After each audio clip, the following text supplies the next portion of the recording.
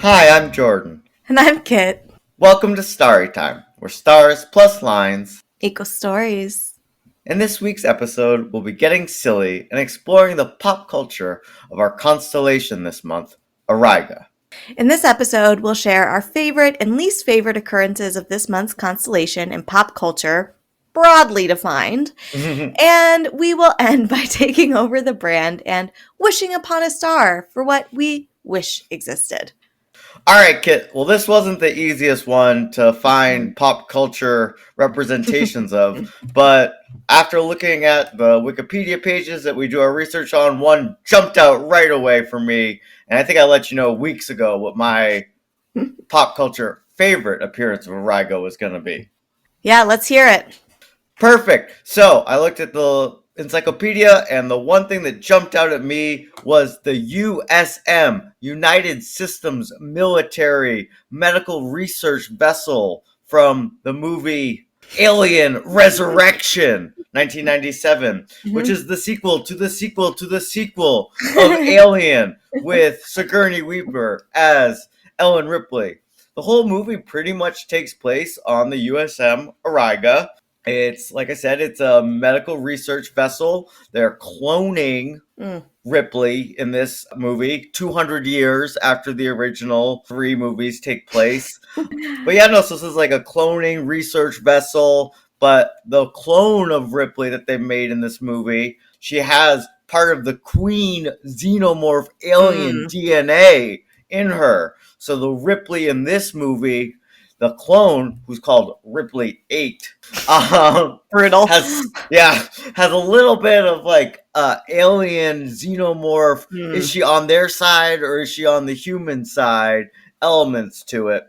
But yeah, basically they're using our poor friend Sigourney Weaver as a delivery chamber to bring these xenomorphs, aliens from the Alien series, and to create basically an army of them. So this ship in the movie, it is very dimly lit. It's got a lot of maintenance areas.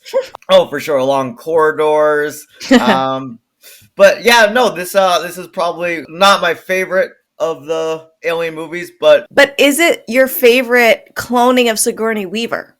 no. Well, it was up until Avatar: The Way of Water. Yeah, of course. Yes, until then, yes. Oh okay, my God, good. wow. But yes, the USM Auriga from Alien Resurrection. So the thing about the Aliens franchise is that those movies are scary. So I love Sigourney Weaver. I love sci-fi. However, I am out on horror sci-fi. Too scary. So I haven't seen this movie, but when you said you were going to pick it, I was like, great. I don't need to learn anything else about this. All right, Kit. Well, at least you know that the USM Auriga is a very important vessel in the alien mythology. You don't have to watch the film. So what's your favorite appearance of Auriga in pop culture? So yeah, not a lot of choices. I found a few things that I kind of liked, but definitely did not hit into my favorites. And maybe after we do least favorites, I'll just run down some of the other things I found that seemed interesting, but I just didn't know enough about to really commit to. But honestly, this is the exact moment for which the Stargate should return. Oh, finally! You brought in the extended universe in the myths and retcon. Okay, what's going on with Stargate Auriga? I don't know anything. Tell me more. Well, so on the Stargate itself, Auriga is the 28th glyph. It's in the 28th position, so it's on there. Don't know if they ever go there, but it is on the Stargate itself. And if there's one thing that's true, it's I like young James Spader. So that's where I went with this one. Perfect. I think that's a great favorite choice. And I know they can only have so many glyphs on that Stargate. So, Auriga, you earned it. All right, Kit. Shall we talk about our least favorite appearances of Auriga? Yeah, definitely. I can go first on this one. So Sure. what I decided to go with, again, not a ton to choose from, but what I decided to go with was a statue called Auriga of Delphi. It is a life-size statue at 5'9" of a charioteer. It Mm-hmm. was part of a larger statue and a chariot, probably with 4 or more horses, made out of bronze, dedicated to Apollo by Polyzaeus for Apollo's help in winning a chariot race. So you Great. might think, yeah, it's an ancient thing. Maybe I should like it. It was dated from 478 or 474 BC. So this is, some archaeological find here. But the problem I had with it is first, the person that commissioned it is known as Polyzaeus the Tyrant. Oh, not a good start. Yeah. No, not a good start. Not much else about this leader, but that made me worried. And then I also it has this very like early classical severe style. The eyes are kind of creepy. And so I wish that it had stayed buried under the rocks of Delphi because I didn't need this bronze statue to survive. And it's my least favorite for that reason. I'm taking a look at it here now, and I'm Mhm. sure you'll post a picture on our Mhm. socials. And yes, severe is Mhm. the way I would look at it. Haunting, Yes, even. right? No, not a fan either. No, no, not a Mm-mm. fan. No. Where did you go with this least favorite? So Auriga I saw was adopted into, like a lot of Constellation names, into a lot of like vague, nefarious tech programs and companies. So I basically found the one that seemed like the sketchiest, and this headline was the one that got me to choose Auriga Space out of all the Mm. options. Exclusive headline: Auriga Space emerges from stealth with Mm. $5 million funding round. Made me a little uneasy. Mhm. So the logo looks great for Auriga Space. Good Mm. luck with what they're doing, which is an electromagnetic launch system in theory. So yeah, Auriga Space. Anyways, so there were a few other things that I found that weren't my Yep. favorite or my least favorite, but were just things I found interesting. And I know you found some of those as well. Did you find out about the Auriga project? The book? Yes. Yes, Yep. the book. All right. You want me to? I'll just read it from the back cover. Auriga Project. Ripped from Earth and transported to a strange new world, archaeologist Eliana Fisk is taken captive by the leaders of a native tribe. What do they want with her? She's not sure, but they don't seem friendly. When Mm. she discovers evidence of an ancient sacrificial ritual, Eliana fears she'll be next. Can she avoid becoming an offering to their bloodthirsty god? And how in the world, plural, will she ever get back home? You'll love this fast paced action, this science fiction thriller. It's a harrowing tale of survival against all odds, and the gateway to an ancient alien mystery.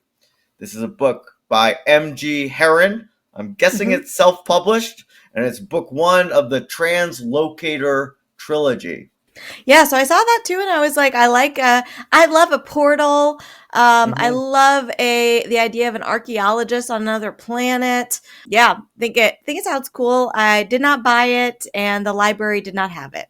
It seems like it was not necessarily met with rave reviews, but the comments I see here: Aztecs in space, space shifting aliens, mad scientists, magic Mm. meteorites. It all sounds like stuff I'd be interested in. It's hard to Mhm. have a new vision. Another thing that I found, so you probably saw this too, was Auriga, the main planet where the Endless Legend game Mm-hmm. takes place. Mm-hmm. Um, I am not familiar with this game, but when I looked it up and I looked at pictures from like screenshots from it, it definitely looks like a Civ 4 kind of energy or like Nice. Civilization, maybe not Civ 4, but just the Civilization franchise. Um, yeah, so I got this from the wiki. It says from the team who brought you Endless Space, Endless Legend is a fantasy style Civ like 4X game set in the Endless Space universe, but on one particular planet fairly early in the universe's life cycle, and that planet is Auriga. So that sounded pretty cool, and I was like, okay, that seems like a game I could get into. Yeah, shoot. I mean, I was going on and on about Masters of Orion last month, but seems like I need to get into the Endless because it's the same thing we were talking about, or same thing I was talking about with the 4X strategy Hmm. gaming. Hmm. Awesome. All right, yeah, I did see that. I didn't look into it. I didn't even know what kind of game it was, so now I'm a lot more interested. Did you have anything else that you found before we should get to what we wish existed? Not much. I always sort of take a look in, Spotify to see about songs that are called Auriga.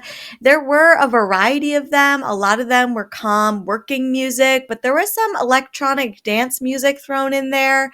So, yeah, so I also saw those, but nothing that I was like, oh, I really want to shout out in something in particular. But if you're looking for some instrumental music with a little splash of dance music in there, just type in Auriga in Spotify and enjoy.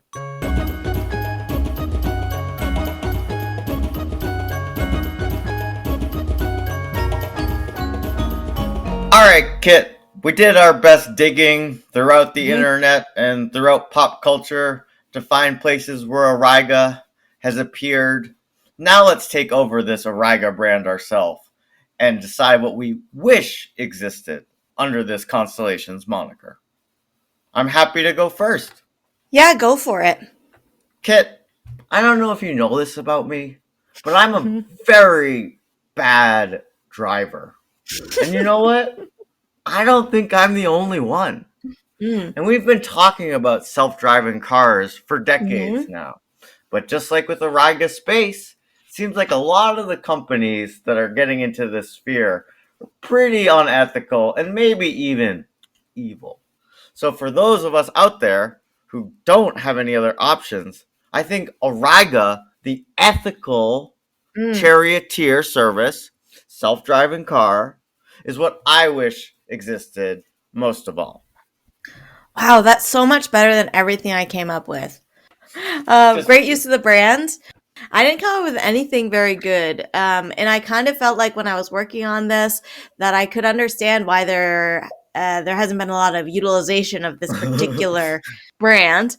I kind of like broadly was like an Auriga car, but I like the idea of being Mhm, self-driving because we back in the Zodiac constellation season, we had a lot of car options. There was like, mhm, lots of cars named after various Zodiac constellations. So it's like Auriga seems like a more natural thing than like, Taurus. But yeah.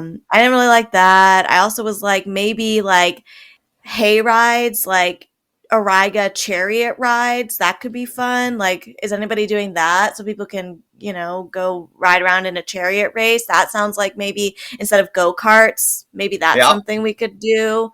And maybe like Auriga, like a theme park ride that's chariot themed could also be Mhm. cool. That's kind of what I came up with. But honestly, I wasn't really enthralled with anything that I came up with. And I like your idea much better than anything that I came up with. Chariot racing. Why Mm-hmm. is it out of style? Bring that back. I bet Mm-hmm. if you put it on NBC Sports for the Mm-hmm. 2024 Olympics, you get some eyeballs. So let's bring back chariot racing as maybe a highly specific Olympic sport. I'd love to see Snoop commentate that. Yes. Anything else, Oliver? That's as good as it gets. The only other thing related to Auriga that I thought a lot about while we've been working on it is like, you know how in cartoons they have like Aruga.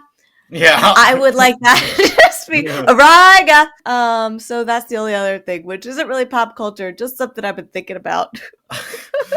I think Auga, we got a good 100 years out of it at Yeah, least. So yeah, let's mix it up a little bit. We need yeah. another exclamation. This is just an Kit, idea. this is what Right. we wish existed. There are no wrong answers here. And Kit, it's only a matter of time before one of our wishes comes true.